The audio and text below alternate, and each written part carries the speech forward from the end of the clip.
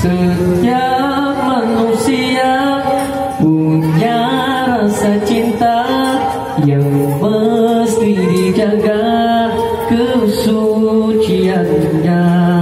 Namun ada kala insan tak berdaya saat dusta mampir bertahta.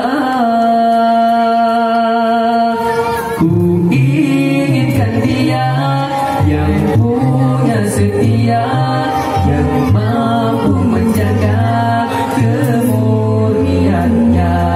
Saat ku tak ada, ku jauh darinya, amanah pun jadi penjaganya. Hatimu tempat berlindungku dari kejahatan syahwatku. Tuhanku merestui itu, dijadikan engkau istriku. Engkaulah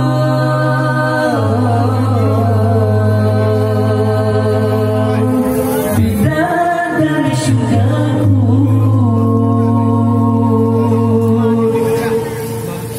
Tiada yang memahami segala kekuranganku kecuali kamu, bidadariku.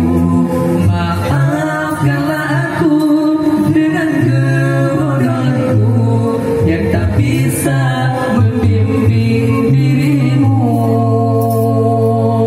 Hatimu tempat berlindungku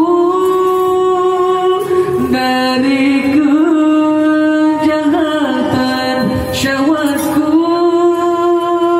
Tuhanku merestui itu, dijadikan engkau istriku. Engkaulah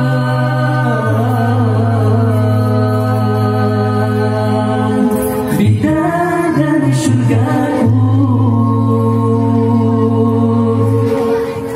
Rabbana hab lana min azwajina wa dhurriyyatina qurrata a'yunin waj'alna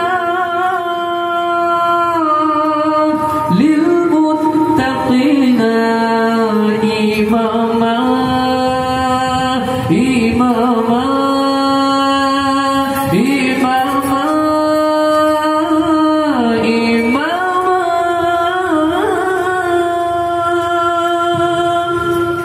Bidadari syurgaku.